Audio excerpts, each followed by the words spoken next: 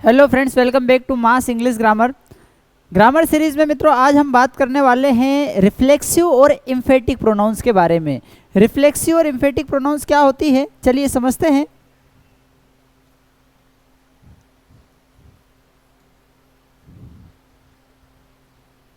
सबसे पहले हम बात करते हैं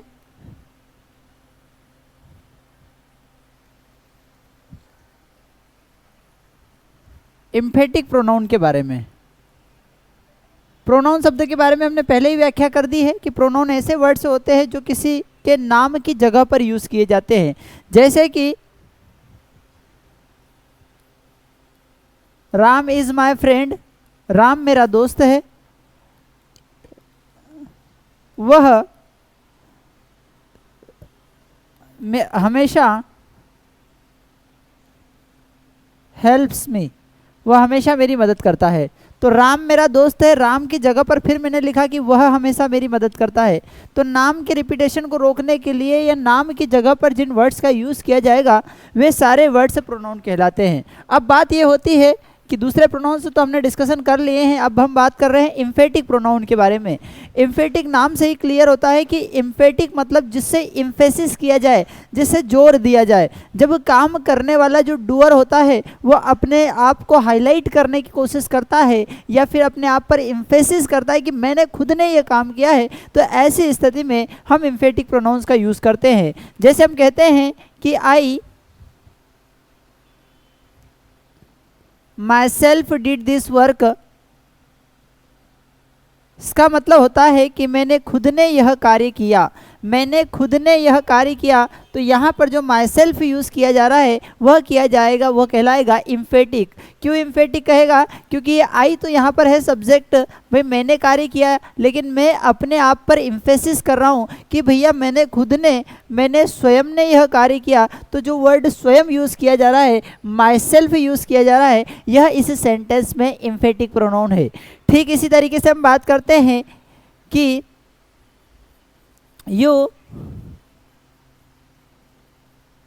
yourself टोल्ड मी। भैया मुझे अच्छे तरीके से याद है कि आपने खुद ने मुझे यह बात बताई, आपने खुद ने मुझे यह बात बताई। मतलब यहाँ पर हम सब्जेक्ट पर एम्फेसिस कर रहे हैं कि भैया आप स्वयं ने या फिर खुद ने। तो ये जो स्वयं के लिए यहाँ पर माई सेल्फ यूज़ किया गया ऊपर वाले सेंटेंस में, दूसरे नंबर में यूर सेल्फ यूज़ किया गया, तो ये सारे क्या कहलाते हैं? एम्फेटिक प्रोनाउन कहलाते हैं। एम्फेटिक प्रोनाउन ऐसे प्रोनाउंस होते हैं जो सब्जेक्ट के जस्ट बाद यूज़ किए जाते हैं, जो सब्जेक्ट के जस्ट बाद यूज़ किए जाते हैं और उस पर एम्फेसिस करने का काम करते हैं, उस पर जोर देने का कार्य करते हैं। तो ऐसे कौन कौन से एम्फेटिक हैं तो समझते हैं। अगर सब्जेक्ट आई है तो एम्फेटिक प्रोनाउन रहेगा माई सेल्फ। अगर सब्जेक्ट यू है तो एम्फेटिक रहेगा यूर सेल्फ।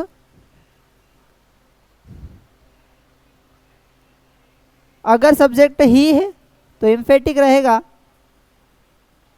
हिमसेल्फ। शी के लिए रहेगा हर सेल्फ। वी के लिए रहेगा आवर सेल्स। ध्यान रखना ये एम्फेटिक प्रोनाउंस जो होंगे वो सब्जेक्ट के जस्ट बाद आएंगे। लेकिन यहाँ पर ध्यान रखना कभी कभी हमें कन्फ्यूज़न हो सकता है कि सर आपने बता दिया कि आई के लिए माई सेल्फ लगाएंगे, यू के लिए यूर सेल्फ लगाएंगे, ही के लिए हिमसेल्फ, शी के लिए हर सेल्फ, वी के लिए और सेल्फ लगाएंगे। लेकिन कई बार स्थिति ऐसी आती है कि यहाँ पर नाम आ जाता है, तो नाम की ऐसी स्थिति में हमें क्या करेंगे? जैसे यहाँ पर नाम आ गया भैया दीपिका, तो अब बताइए सर कि दीपिका के लिए मैं माई सेल्फ लगाऊं, यूर सेल्फ, हिमसेल्फ। तो ध्यान रखना कि जब भी नेम आता है, नेम अगर मैस्कुलाइन का है, नेम अगर पुल्लिंग का है, नेम अगर पुरुषों का है, तो फिर वहां पर हम यूज करेंगे हिमसेल्फ। और फेमिनाइन के लिए हम यूज करेंगे हर सेल्फ। अगर हमें कहना है कि रुपेश ने अपना काम खुद किया तो रुपेश हिमसेल्फ हो जाएगा, और दीपिका ने खुद ने किया तो दीपिका हर सेल्फ हो जाएगा। तो बात हो रही है कि आई के लिए माई सेल्फ यूज किया जाएगा, यू के लिए यूर सेल्फ यूज किया जाएगा, ही के लिए हिमसेल्फ, शी के लिए हर सेल्फ, वी के लिए आवर सेल्फ रहेगा। नाम अगर आता है तो नाम के लिए मैस्कुलिन नाम है तो हिमसेल्फ आएगा, फेमिनाइन है तो हर सेल्फ आएगा, नॉन लिविंग अगर है तो इट सेल्फ यूज़ किया जाएगा, एक्सेप्टिंग ह्यूमन बीइंग मनुष्य को छोड़कर के लिए इट सेल्फ यूज़ किया जाएगा, और अगर प्लूरल है तो प्लूरल में हम देमसेल्व्स का यूज़ करेंगे, प्लूरल में हम देमसेल्व्स का यूज़ करेंगे। तो ये हमें ध्यान रखना है, ये इम्फेटिक हो गए जिनका प्रयोग हम सब्जेक्ट के जस्ट बाद करते हैं, और इनका काम क्या होता है कि ये सब्जेक्ट डूअर पर इम्फेसिस करते हैं कि भैया उसने खुद ने यह काम किया, मैंने खुद ने समझाया, आपने स्वयं ने इसे बताया, तो ये जो सब्जेक्ट के जस्ट बाद यूज़ किया जाएगा और इम्फेसिस करने का काम करेगा। ठीक इसी तरीके से अब हम आगे बात करें रिफ्लेक्सिव प्रोनाउन के बारे में। रिफ्लेक्सिव नाम से ही क्लियर है कि रिफ्लेक्ट होगा। कैसे रिफ्लेक्ट होगा? सामान्यतः किसी भी सेंटेंस में एक सब्जेक्ट ही होता है, एक वर्ब होती है और ऑब्जेक्ट का यूज़ किया जाता है। ये सामान्यतः किसी भी सेंटेंस का पैटर्न होता है। अब चूंकि हमारे पास सब्जेक्ट है, कई बार हमारे पास सेंटेंस में ऑब्जेक्ट नहीं होता है। जैसे हम कहते हैं कि भैया मैंने पढ़ाया, आई टॉट, कोई मुझे मिला नहीं, आई टॉट मैंने पढ़ाया, किसको पढ़ाया भैया? तो मेरे को कोई, मान लो कोई पढ़ाने वाला नहीं मिला, मेरे को कोई पढ़ा नहीं रहा था, तो फिर मैंने खुद को पढ़ाया, मैंने खुद को पढ़ाया। तो आई टॉट, आप खुद को, तो ये सब्जेक्ट ऑब्जेक्ट मुझे नहीं मिल रहा था, तो यह सब्जेक्ट ही मेरे लिए ऑब्जेक्ट का काम करने गया, तो इसको हम कहेंगे रिफ्लेक्सिव प्रोनाउन। रिफ्लेक्सिव प्रोनाउन क्यों कहेंगे? क्योंकि सब्जेक्ट ही स्वयं ऑब्जेक्ट का काम करने जा रहा है, तो यह क्या कहलाता है फ्रेंड्स? यह रिफ्लेक्सिव प्रोनाउन कहलाता है। रिफ्लेक्सिव प्रोनाउन में सब्जेक्ट स्वयं ऑब्जेक्ट की जगह पर जाता है। जैसे वी इंजॉय, हमने आनंद लिया, ठीक है, वी इंजॉय। अब हमारे पास इंजॉय करने के लिए कुछ नहीं था, तो हमने आवर सेल्स स्वयं ही इंजॉय किया। तो ये जो स्वयं है इसे हम कहेंगे रिफ्लेक्सिव। अब प्रश्न ये आता है कि सर वहाँ पर भी आपने यही यूज़ किया था, my self, your self, him self, यहाँ पर भी वही यूज़ कर रहे हैं, तो दोनों में डिफरेंस क्या है? दोनों में डिफरेंस को समझते हैं तो देखते हैं एक सेंटेंस के माध्यम से कि आई माई सेल्फ डिड दिस, मैंने खुद ने यह कार्य किया, और I taught myself, I helped myself, I myself helped him। यहाँ पर सेंटेंसेस में देखेंगे भैया एक काम करने वाला व्यक्ति है, जिसे हमने कहा कि भाई मैंने कोई काम किया, तो आई माई सेल्फ, मैंने खुद ने यह काम किया, मतलब मैं यहाँ पर क्या हूँ? सब्जेक्ट हूँ, और मैं खुद भी क्या हो गया? सब्जेक्ट हूँ। इस बात पर, इस सब्जेक्ट पर मैं क्या दे रहा हूँ? एम्फेसिस दे रहा हूँ। तो इसलिए यह सब्जेक्ट माई सेल्फ जो सब्जेक्ट के जस्ट बाद आया, यह इम्फेटिक प्रोनाउन कहलाता है। क्या कहलाता है? इम्फेटिक प्रोनाउन कहलाता है। ठीक इसी प्रकार दूसरे सेंटेंस में देखेंगे कि आई टॉट, आई सब्जेक्ट हो गया, टॉट वर्ब हो गया। भाई किसको पढ़ाया? मैंने खुद को पढ़ाया। तो यहाँ पर मैं सब्जेक्ट नहीं हूँ, यहाँ पर मैं हो गया क्या? ऑब्जेक्ट। तो जब माई सेल्फ सब्जेक्ट के जस्ट बाद आएगा, जब माई सेल्फ सब्जेक्ट के जस्ट बाद आएगा, तो वहाँ पर वो इम्फेसिस कर रहा है, इसलिए इम्फेटिक प्रोनाउन कहलाएगा। जबकि जब यह ऑब्जेक्ट की जगह पर आएगा तो रिफ्लेक्स हो रहा है, इसलिए इसे हम रिफ्लेक्सिव प्रोनाउन कहते हैं। ठीक है, नेक्स्ट सेंटेंस में देखेंगे कि आई हेल्प्ड माई सेल्फ, मैंने खुद की मदद करी। तो मैं सब्जेक्ट था और मदद करने किसकी गया? खुद की गया। तो मैं ऑब्जेक्ट की जगह पर भी स्वयं चला गया, इसलिए यह भी क्या कहलाएगा? रिफ्लेक्सिव प्रोनाउन कहलाएगा। किसी ने बात कही भाई उसकी किसी ने मदद नहीं करी, अरे भैया क्या बात करते हो? मैंने खुद ने उसकी मदद करी, मैंने खुद ने उसकी मदद करी, मतलब मैं क्या हो गया? सब्जेक्ट हूँ, और मैं इस बात पर जोर दे रहा हूँ कि भैया मैंने किया है। तो यहाँ पर ये जो रहेगा वह रहेगा इम्फेटिक सेंटेंसेस रहेगा, या इम्फेटिक प्रोनाउन रहेगा। आई होप आपको बात समझ में आ रही होगी कि जब सब्जेक्ट के जस्ट बाद आएगा तो यह इम्फेटिक कहलाएगा, जब ऑब्जेक्ट की जगह पर आएगा तो रिफ्लेक्सिव कहलाएगा, ऑब्जेक्ट की जगह पर आएगा तो रिफ्लेक्सिव होगा, और सब्जेक्ट के जस्ट बाद आएगा तो इम्फेटिक कहलाएगा।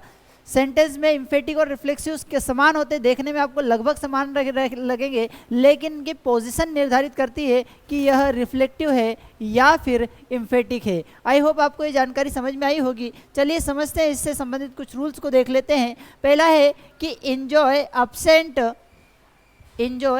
absent, avail, revenge, introduce, sacrifice, satisfy, avoid, prostate, equity ऐसे वर्ब्स है जिनके बाद एक ऑब्जेक्ट या एक रिफ्लेक्सिव प्रोनाउन का प्रयोग अवश्य होना है। जैसे कि अगर हम बात करें कि सी इंट्रोड्यूस्ड, उसने परिचय दिया, तो भैया किसका परिचय दिया? मी, मेरा परिचय दिया, क्योंकि यहाँ पर एक ऑब्जेक्ट आ गया, ठीक है। या सी इंट्रोड्यूस्ड मी, उसने मेरे को परिचय दिया, तो यहाँ पर ये सही बात है। लेकिन सी इंट्रोड्यूस्ड टू डीएम, उसने डीएम को इंट्रोड्यूस किया, तो यहाँ पर इंट्रोड्यूस के बाद एक ऑब्जेक्ट का आना जरूरी है। अगर हमें ऑब्जेक्ट दूसरा नहीं मिल रहा है तो फिर हम ये सब्जेक्ट को ही ले जाएंगे ऑब्जेक्ट, और सी का ऑब्जेक्टिव क्या बन जाएगा? हर सेल्फ, जो हमने पढ़ा है। तो यहाँ पर क्या हो जाएगा? She introduced her self. Correct क्या होगा? She introduce her self. क्यों? क्योंकि ये वर्ब्स जो आप फ्रेंड्स आपको दिख रही है, ऐसी वर्ब्स है जिनके बाद ऑब्जेक्ट का आना जरूरी है। अगर इन सेंटेंसेस में ऑब्जेक्ट नहीं आ रहा है, इन वर्ब्स के बाद ऑब्जेक्ट नहीं आ रहा है, तो स्वयं सब्जेक्ट ही ऑब्जेक्ट का कार्य करने के लिए चला जाएगा। तो शी इंट्रोड्यूस्ड, उसने परिचय दिया। अब किसका परिचय दिया? तो मी, शी इंट्रोड्यूस्ड मी, मेरा परिचय दिया। शी इंट्रोड्यूस्ड हर, उसका परिचय दिया। अगर हमें शी इंट्रोड्यूस्ड के बाद कुछ नहीं मिल रहा है तो फिर शी स्वयं ऑब्जेक्ट के रूप में जाएगा, तो क्या होगा? She introduced her self. इसी तरीके से आई एब्सेंटेड माई सेल्फ होगा। क्यों? क्योंकि अगर एब्सेंट के बाद ऑब्जेक्ट नहीं लगा हुआ है तो सब्जेक्ट ही जाएगा, तो फिर ऐसी स्थिति में ये रिफ्लेक्सिव प्रोनाउन कहलाएगा। ठीक है, आगे समझते हैं। ही एब्सेंटेड, उस एब्सेंटेड रखा। अब चूंकि ये फ्रॉम द क्लास हो गया, तो यहाँ पर ऑब्जेक्ट नहीं है, ऑब्जेक्ट नहीं है क्योंकि ये प्रीपोजिशन फ्रेज है। ऑब्जेक्ट एब्सेंट के जस्ट बाद आता है, तो ही एब्सेंटेड। अब यहाँ ऑब्जेक्ट नहीं था, तो यह ही जो है यह स्वयं ऑब्जेक्ट का काम करने के लिए गया और हिमसेल्फ बन गया। तो ही एब्सेंटेड हिमसेल्फ फ्रॉम द क्लास, उसने क्लास से स्वयं को एब्सेंट कर लिया। आई होप फ्रेंड्स ये जानकारी आपको थोड़ी सी इन्फॉर्मेटिव लगी होगी। हमने बात किया एम्फेटिक प्रोनाउन और रिफ्लेक्सिव प्रोनाउन के बारे में। एग्जाम पॉइंट ऑफ व्यू से ये बहुत ज़्यादा जरूरी हो जाते हैं। कई बार एग्जाम्स में जो फिल इन द ब्लैंक्स दिए रहते हैं वो एम्फेटिक या रिफ्लेक्सिव के नाम पे, या फिर आपको दिए जाएंगे, एक सेंटेंस दे दिया जाएगा, कहा जाएगा कि एम्फेटिक पहचानो या रिफ्लेक्सिव पहचानो। तो हमें क्या ध्यान रखना है? हमें यह ध्यान रखना है कि अगर सब्जेक्ट के जस्ट बाद सेल्फ वाला कोई भी आ रहा है तो यह कहलाएगा इम्फेटिक। क्या कहलाएगा? इम्फेटिक कहलाएगा। दूसरी बात, अगर सब्जेक्ट आ गया, वर्ब आ गया, और फिर वर्ब के बाद अगर कोई सेल्फ वाला आ रहा है तो फिर ऐसी स्थिति में यह रिफ्लेक्सिव कहलाएगा। आई होप आपको ये बात समझ में आई होगी। अगर अच्छी लगी हो, ठीक ठाक लगी हो, तो लाइक, शेयर एंड सब्सक्राइब जरूर कर दीजिएगा। और अगर आप किसी भी कॉम्पिटिटिव एग्जाम्स की तैयारी कर रहे हो तो आप हमारे अलग अलग प्लेटफॉर्म के माध्यम से जुड़ सकते हैं, आप हमें कॉल कर सकते हैं। Thank you, enjoy the session.